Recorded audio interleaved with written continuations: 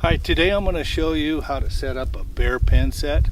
We're going to pretend like there's bait back here. I'm going to do a cubby set. Now we could do it the old-fashioned way with this, where you have to dig a hole, bend this down, worry about getting hit, or would you like to catch 1,000 unit that'll catch anything from coyotes to bears. It's dead, but it's still kind of alive, so it's a good. Upon anchoring your extension cable to the tree, you can take 1 or 2 wraps, bring your quick link back through the loop, and hook it to your snare. Usually I like to dig down just a little bit and make the select catch even. With bears, it's not quite as important. You can set it on top of the ground if you were in a hurry or something, and kind of build up sticks around it. But for this set, I'm going to go ahead and I'm just going to take a little bit off the top to where I can bring the select catch down.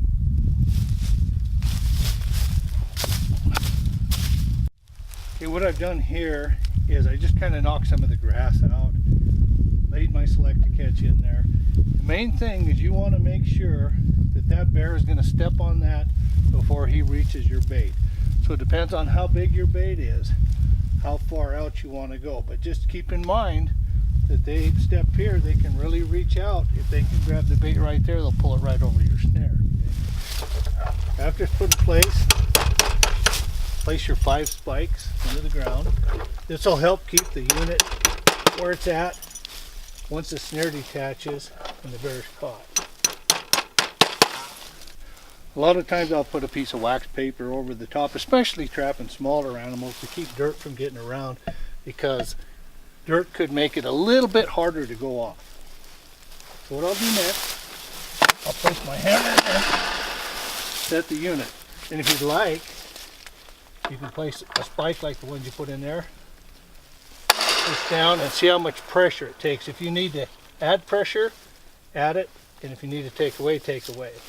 The ones we send for coyotes and that have a little lighter compression spring, and it won't go up quite as heavy as the ones for bears, but you can still catch bears in them, and just crank it up as high as it'll go.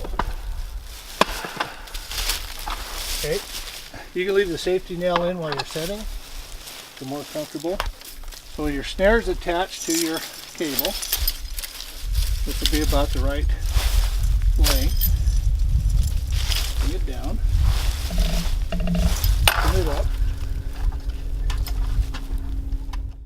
After your snare has been placed around your 4 vertical wires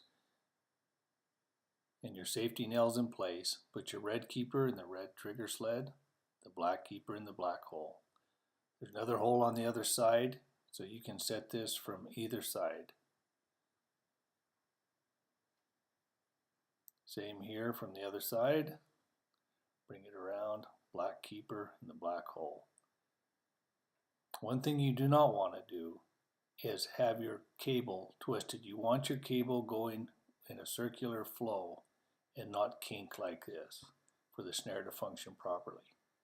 Make sure after all is in place, your safety nail is removed and your red trigger keeper is pressed firmly down into the trigger sled.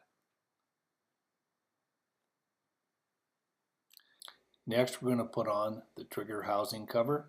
Make sure this end towards snare, the wedge is in the right place, because that's what lifts up when the trigger block hits it. Placing the cover, make sure your lock is in front of the cover, and you're ready to go. Now we're ready to cover the snare. Take some grass, leaves, whatever, and cover your trigger housing, but no grass in the snare area. If grass gets between the snare and the animal's foot, they could slip out. Cover the housing and around the snare well, but leave the pan area open. I like to put a little fine dirt or whatever on top of that. I usually put wax paper down first also. Cover that up, and it gives a nice spot for the bear to put his foot. See where your wires are and make sure there's no sticks or anything stuck around the snare there. Now you're ready to block in your snare. Remember to have it far enough back that if you've got a bait in that V shape, that they're not going to reach the bait before they step on your snare. Sticks are put in place. I like to wire things, except on the stick towards the trigger housing, because you want that free to let the trigger housing come up once the animal steps in it. Some people like to use sticks coming this way and that. However it works to block it in good and solid to where the bear's going to put their foot in there.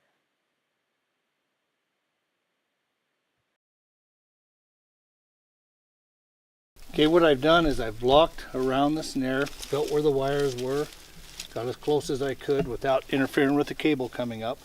I made like a little stepping place here. You can figure about a bear stride. So he's going to step here. I want to try to put his right paw in there, so the left paw goes here, right there. Got another little spot for him on the other side, so as he's going towards that bait, that's what he's looking at and that's where he'll step. This method can also be done on a trail set. You got a trail going, set your sticks up in the trail just to make it to where they can step over it and they won't step on any cable when it goes off. So if everything works right, your left paw goes there, the right one goes there in the bare spot, and it disconnects from the unit. And most of the time the bear will work around here and the unit will stay in place most of the time. As you see, this unit is very simple to set. No big holes to dig down, and especially in the rocky ground, it's pretty tough. The tension device there keeps from having to put sticks and guessing if you've got enough weight pressure for that to go off or not go off or whatever, so something else step on it. This takes a lot of the guessing out of it. So on our snares, all snares sent to Maine, where it's the law. They have a deer stop on there. It goes down so far, stops, a deer can pull his foot out. Upon request, we can do that to anybody else. Normally, if you're doing a pen set with a bait, you don't have to worry so much about deer as you would if you were going to set on a trail. So all in all, this is it. This is a unit, and it's pretty wonderful.